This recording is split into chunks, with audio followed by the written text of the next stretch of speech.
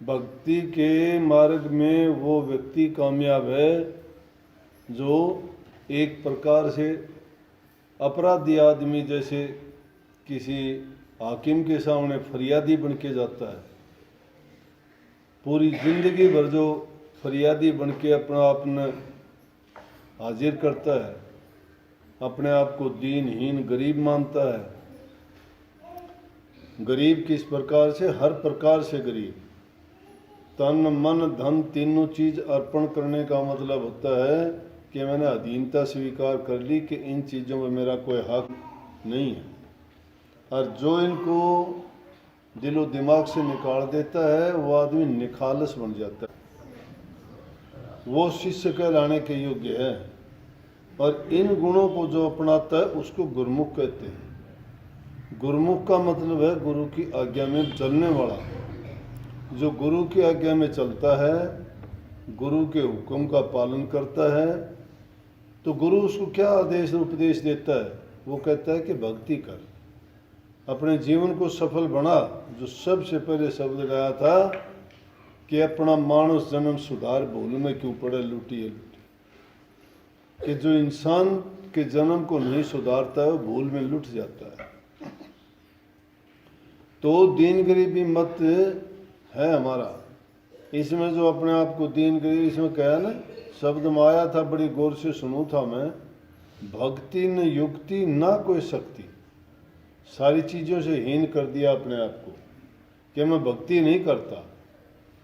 काफ़ी लोगों को इस चीज़ का अहंकार हो जाता है कि हमने नाम ले लिया, फिर अहंकार हो जाता है, थोड़ा बहुत सुमरण कर लिया, 2, 5, 10 मिनट ध्यान में बैठ भी गए कभी, तो कहते हैं मैं अभ्यास करता हूँ नाम का, बहुत ध्यान में बैठता हूँ। ध्यान में बैठते तो मनोदिशा बदल जाती है, तुम्हारा जीवन परिवर्तन हो जाता। कैसे? जो बुराइयां थी वो छूट जाती तो खालिश बन जाते, निखालस हो जाते, बुराइयां नहीं रहती। एकदम धर्म के मार्ग पर चलने वाले पाक साफ और पवित्र हो जाते, फिर पता लगता। तो जो अपने आप में जब तक कोई किसी प्रकार की ताकत मानता है, कोई कहता है मैं ऊंची जाति का हूँ, कोई कहता है मैं बड़ा धनाढ्य हूँ, कोई कहता है मैं बहुत ऊंचे पद पर हूँ, संतों के दरबार में सब एक हैं। स्वामी जी महाराज ने अपने जीवन में ये कही कि शेर और बकरी को मैंने एक घाट पानी पिलाया है। शेर और बकरी का मतलब क्या है कि गरीब से गरीब आदमी भी और अमीर से अमीर, नीचे से नीचे मजदूर आदमी भी और बादशाह की कुर्सी पर बैठने वाला भी एक ही जगह बैठते हैं, एक ही जगह वो सत्संग करते सुनते हैं और एक ही जगह बैठ के भंडारे में प्रसाद लेते हैं। एक ही जैसा उनके साथ सलूक होता है। ये शेर और बकरी को एक घाट पानी पिलाने से मतलब है, जहाँ किसी प्रकार का भेदभाव नहीं हो। ऊंचा उठाना है तो इंसान को आध्यात्मिक तौर से अपने आप को ऊंचा उठाओ। दुनिया के पदार्थ पाके कोई बड़ा बनना चाहता हो ना, ये बड़े बड़ों के पास हुए मिट्टी के भाव भी नहीं रहे। वो दारा और सिकंदर का क्या हाल हुआ, कौरवों और पांडवों के साथ क्या बीती। कौरवों को तो युद्ध में मार दिया गया, पांडु जाके हिमालय में गड़े, उनका भी अंत अच्छा नहीं रहा।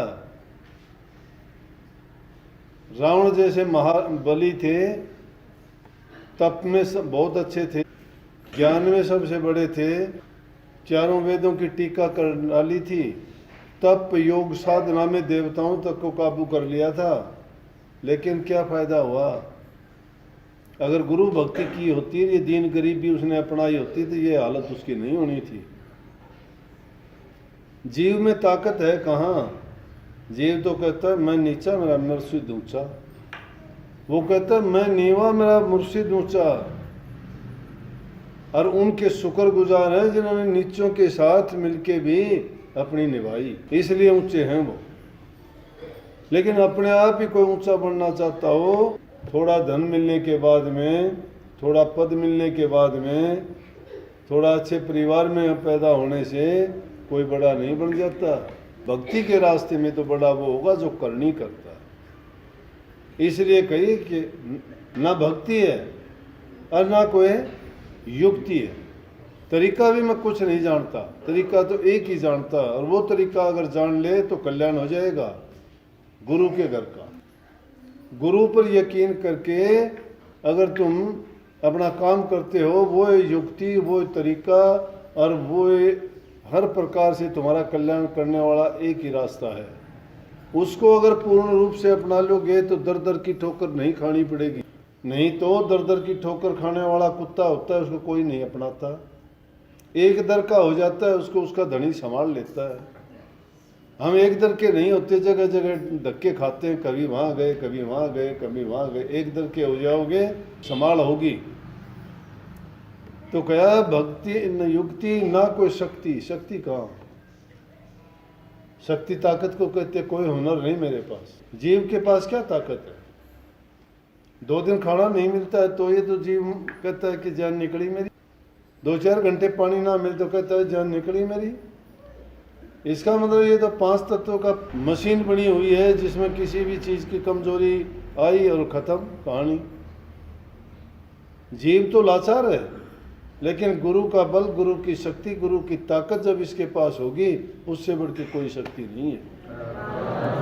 इसलिए कही है कि भक्ति न युक्ति न कोई शक्ति। कि इन चीज़ों को सोचता हूँ तो मैं तो उदास हो जाता हूँ कि मेरा भी कैसे कल्याण होगा। लेकिन जो श्रद्धा और भाव के साथ गुरु की शरण में आके पड़ जाता है, फरियाद करता है, सच्चे दिल से अरदास करता है, विनती प्रार्थना करता है दिल से। दिखावे के लिए तो बहुत आते हैं, उनका दिखावा होता है। सच्चे दिल से आएगा, उसको कहने की जरूरत नहीं। फरियाद तो दिल में छुपी होती है, भावनाओं में छिपी होती है, वो प्रकट हो जाती है। स्वार्थ के लिए गुरु के पास गए कि मुझे नौकरी मिल जाएगी, मुझे 2 रोटी मिल जाएंगी, मुझे ये हो जाएगा, मेरी बीमारी ठीक हो जाएगी, मेरा रोग ठीक हो जाएगा। अरे जो चीज़ ठीक होनी हो, अपने सत्संगी है उसकी बात कितनी गजब की बता दूं तो हैरान हो जाओगी। वो सुबह सुबह 5 बजे भिवानी आ गया, दुकान से प्रसाद लेने लगा, मिठाई वाले से वो कहने लगा कि भाई बहुत जल्दी आ गए। बोले हाँ जी जल्दी आ गए। बोला दिनों जाओगे? बोले हाँ जी दिनों जाऊँ। कितने दिन हो गए तो आपको आते हुए? बोला 20 साल हो गए। बोला 20 साल में भाई तुमने क्या देखा, क्या पाया तुमने 20 साल में? बोला हमने जो 20 साल में पाया वो तुमने 2 मिनट में कैसे बता दूं? हमने तो बहुत कुछ पाया है। जो हमने 20 साल में पाया वो 2 मिनट में कैसे बता दूंगा तुझे? फिर थोड़ा करते करते फिर बोला तो तुम्हारे महाराज जी ने बोला बीमारी भी ठीक कर देते हैं। बोले बीमारी तो डॉक्टर भी ठीक कर देगा, क्या बात पूछी है? बीमारी का क्या ठीक करना, तो डॉक्टर कर देगा, वैद्य कर देगा, हकीम कर देगा। वो जो ठीक करते वो तो तू जानता ही नहीं क्या ठीक कर देंगे। इस जीव को सबसे बड़ी बीमारी जो लगी है वो तो जन्म मरण की है। 84 लाख का फेरा है, तू क्या जाने इन बातों को। बोला काम कर ले अपना, तू तेरा काम कर, हम अपना काम करेंगे, तुम्हारे चीज पास नहीं भटकती। तो सत्संगी आदमी का मुकाबला हो सकता है क्या? हम इन चीज़ों के लिए, कोई बीमारी ठीक करवाने जाता है, कोई नौकरी के लिए जाता है, कोई पढ़ाई में पास होने के लिए जाता है, कोई रोटी रोजगार के लिए। जरूरी है ये चीज़, वो तो हम करने के लिए शिक्षा ही देते हैं कि पहले अपना काम करो। संत मत तो कहता है काम करो, काम करना ज़रूरी है। दूसरे का अगर लेके खाओगे तो कर्जदार बनोगे। अपने हक हलाल की कमाई खाओ, हक हलाल की तो जब खाओगे जब तुम अपना काम करोगे। लेकिन ये सोच के कभी ना जाओ कि मेरा ये काम हो जाए, मेरा वो काम हो जाए। जो काम हो जाए उसके लिए अरदास किया करो कि मैं दोबारा संसार में ना आऊँ, ये जीव मुक्त हो जाए, जन्म मरण से पीछा छूट जाए मेरा। ये है मांगने वाली चीज़, ये फरियाद करनी चाहिए। तो ज़्यादा लंबी तो इसकी कहाँ वर्णन करूँगा मैं, 2 लाइन की बात बताई है, ज़्यादा तो बहुत बड़ी बात होती है। अकेला दर्शन का मतलब ये नहीं है कि 1 लाइन में आ गया कि दर्शन का मैं प्यासा। उस दर्शन से सारी त्रास मिटती है, प्यास नहीं त्रास।